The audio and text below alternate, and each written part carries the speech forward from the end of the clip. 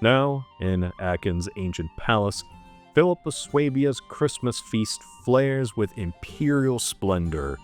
Torches gild tapestries of conquest, while tables sag under roast boar and brimming goblets of Mosel wine. German lords, cloaked in furs, murmur beneath minstrel songs, their eyes sharp with fealty or guile.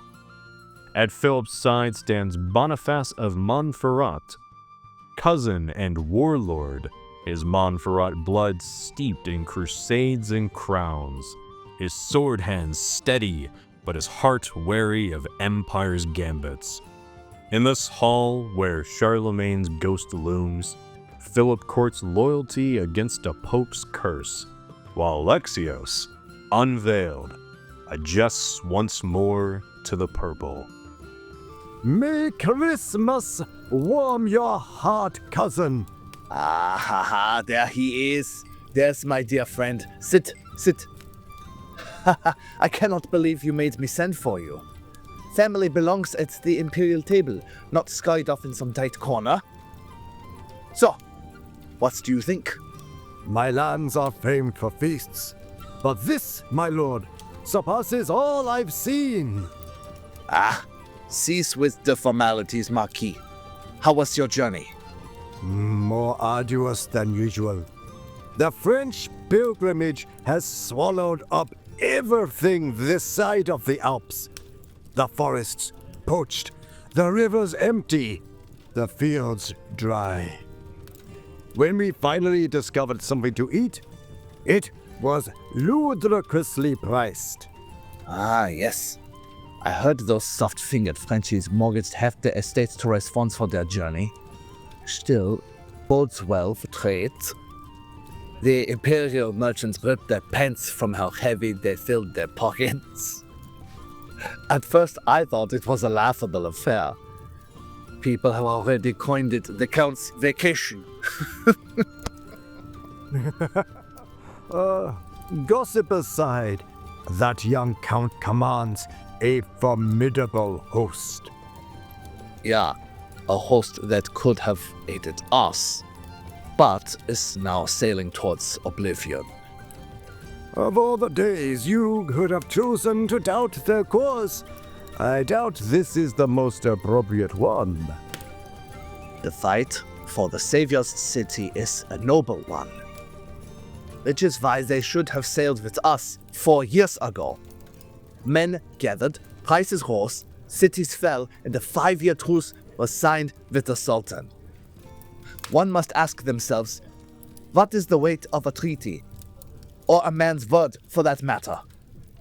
This entire endeavor is a farce. Innocent made his call the very same year Philip the Frank and I became allies. That Mosel wine has more than quenched your thirst, cousin. It's good to see the fire in your eyes. It's true, Sidon and Beirut are crucial strongholds. But that is not why all those men sailed in the first place. I doubt our neighbors are rallying behind the battle cry of "Freedom for Nablus! Freedom for Nazareth!" No, not Nazareth. They are instead sailing for Egyptos. Dang, wouldn't you say? Ah, yes, I was getting to that. Boniface, you can consider yourself lucky.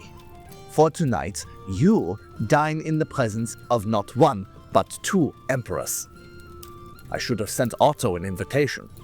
Imagine the troubadour songs about the gathering of the 3 emperors.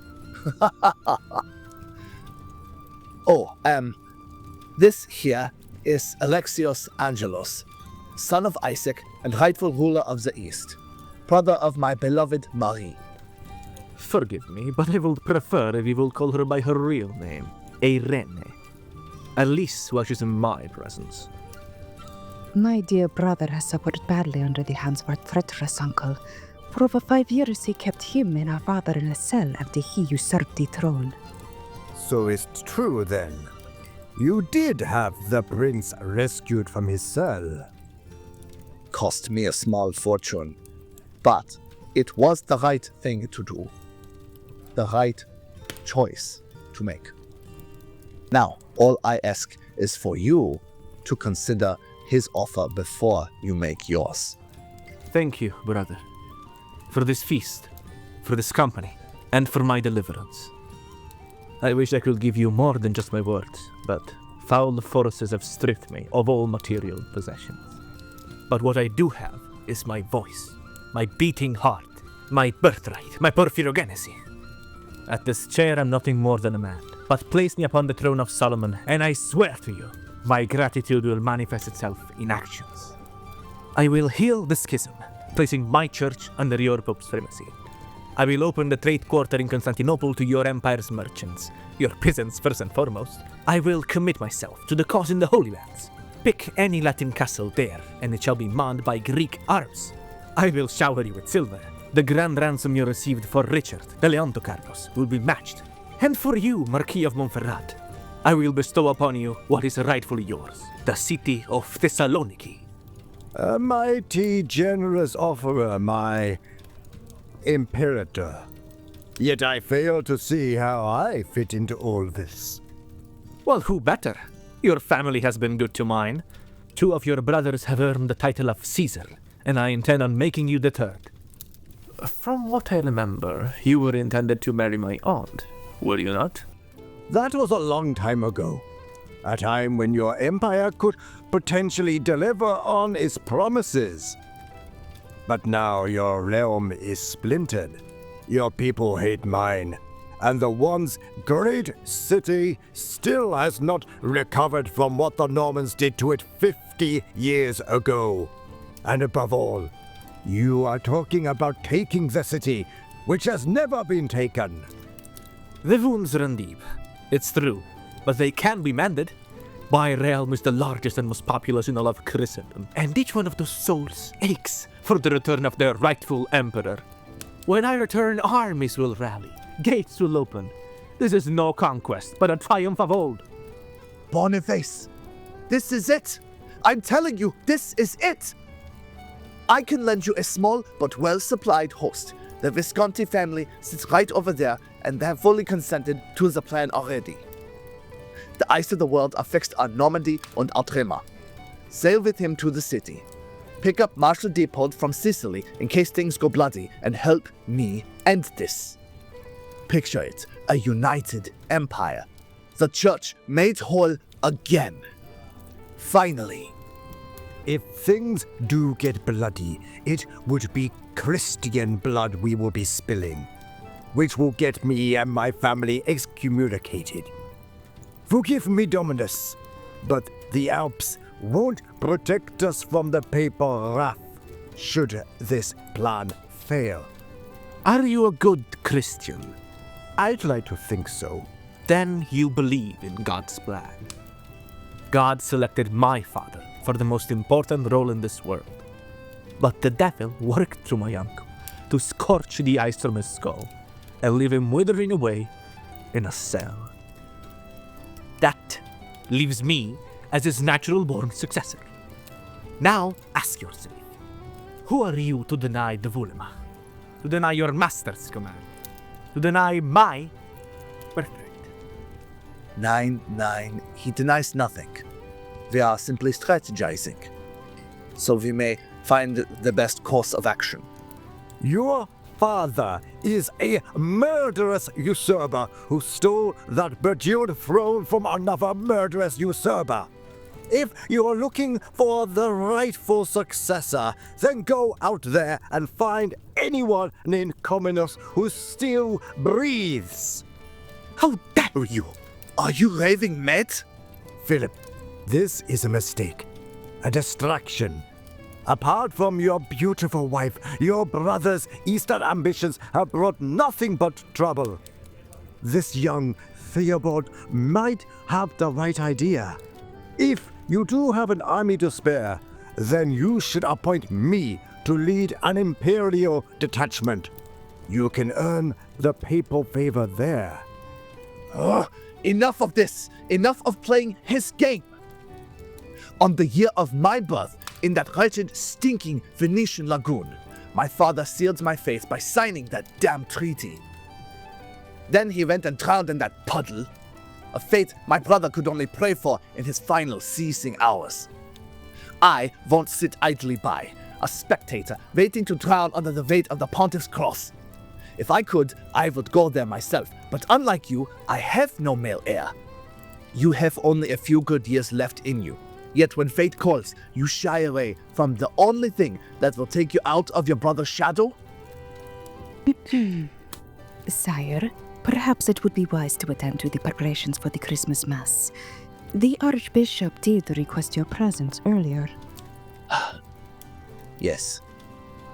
Mess. Archbishop. Thank you, my love. Pardon me, my lords, my ladies. Lady Irene, I empathize with your predicament, I truly do. But you are asking me to leave everything behind to sail east, to sail to the burial site of all three of my brothers and my father. Leave what behind? A legacy of acquiescence. Where were you when your brother Conrad defied Barbarossa? Where were you when he stood tall against Salah ad-Din? After being hailed as Caesar and King of Jerusalem, his name will echo through the ages, while you will always be known as Marquis. Another squabbling noble in a squabbling region of a squabbling realm. I thought age gave men wisdom, yet here you won't sit here and be ridiculed by a child whose experience starts in the nursing room and ends in a prison cell. You came here as an honored guest, yet make borrowed demands on empty promises. You are speaking to the Basileus of the Roman Empire. I am the Phoenix, who will rise from the ashes and scorch all my enemies. Do you know how long I have waited? How long my subjects have waited? Scopa defe. Imato hoi logo su ixu sento parentate. Exceltenin, prinego siak valo. Fine! Did you just send off not one, but two imperators? Impressive. My people have a saying. It roughly translates to, only a fractured psyche can rule a fragmented realm. No matter which empire one thinks is truly the one, they are both too vast for one shepherd to guide, hence why they were split in the first place. Even if their expanse has shrunken over the centuries, the burden remains unbearable. But one of the crucial differences is that, for all of the animethias this wretched pope bestows upon us, believe me, it is better than the alternative. In Constantinople, the Basileus is the one and only ruler, and when you no longer need anyone to crown you, well, Historia stands as what can transpire. Never in my life have I heard a more convincing argument for madness. Aren't you the elder, your majesty? Does your realm shun female regents? Not holistically, but they have had the propensity to be even more mad than men. I suppose. So, what do you think of this plan? I know of another saying, one which you might be thinking of right now. Honey is in his mouth, words of milk. Gall in his heart, fraud in his deeds. My, you really are a clever one. Am I wrong? The East is lost. The Komnenoi made a valiant effort to resurrect what once was, but I believe the world is shifting west. All we can do now is preserve the wisdom of the past, carved in stone and paper. However, we do need him, and he needs us. It's a long walk to Pisa, and a longer journey still to Constantine City. The right mentor could guide him. He's a wounded beast, caged and ravenous for action. A starving belly hears nothing. Make him feel important and he will heed, then gallop and take all of us where we want to go. Between here and there lies a treacherous sea, numerous islands, an armada of ships, the greatest wall ever built, guarded by the most ferocious men who ever touched an axe. Well now, The Pisans know their way around those waters, and believe me, the corruption has taken deep roots inside the metropolis. I myself had to leave on an Italian vessel. The great armada of Manowar rots away, stripped of its iron from anchors to deck nails. Even the mighty Varangians have fallen to greed. They cling to the old ways, but coin sways their hearts. Now they spend more time at the market stalls and brothels rather than a battlefield. Their allegiance is easy to sway. As for the wall, you have me there. Even the mossy sea wall won't be easy to take. Yet I pride myself as a disciple of history. Have you ever heard of the tale of the horse lord Theobald? I'm afraid I haven't. Is that a myth of some legendary Hun barbarian? More story than legend. The pagan warlord of the Bulgars is mostly known for aiding the city when it needed him most. It was his horses and our fire that kept the Muslims at bay. Of the many attempts to take the city, that was the most serious. Yet few have heard of his other accomplishment. More wine, please. This story is too good to hear with dry lips.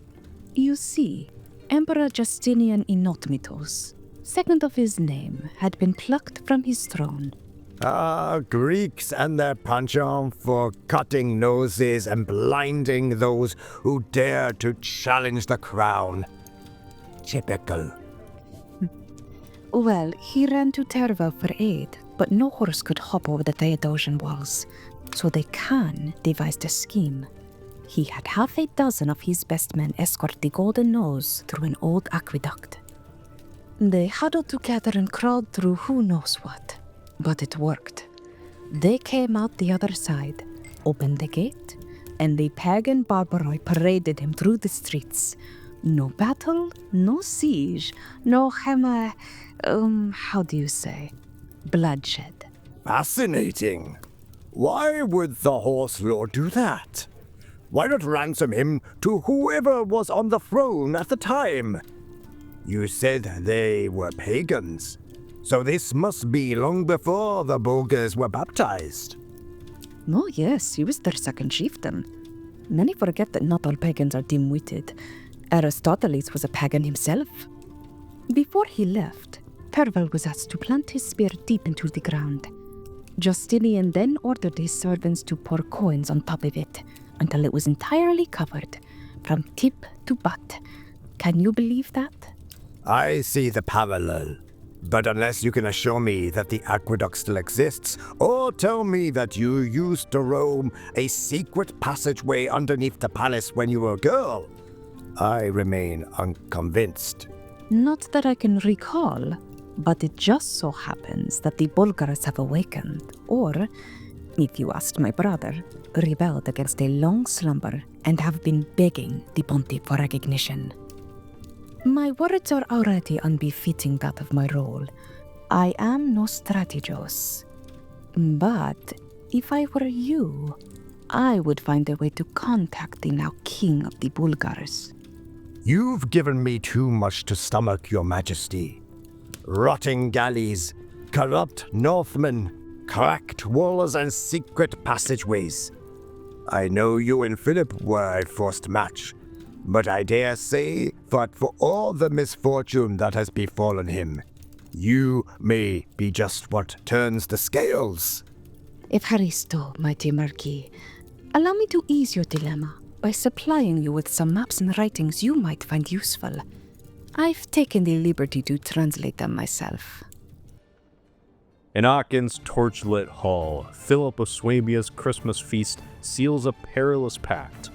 With his blessing, a coffer of Hohenstaufen gold, and a lean host of ironclad men, Boniface of Montferrat, weathered warlord in his brother's towering shadows, takes up the charge to sail from Pisa to Constantinople. Beside him stands young Alexios, a prince scarred by his kin's shattered legacy, his heart ablaze for a throne usurped, an old man and a young. They stride toward a fate veiled in storm and ambition. Could the unlikely duo take down an empire with just a patch of ships and a dozen good men? As French crusaders muster beyond the Alps, this tale weaves through a fractured Christendom of emperors, exiles, and warlords, each step shadowed by papal wrath and impregnable walls. In Altremer, we strive to build an entire world where one change ripples across the entire Mediterranean,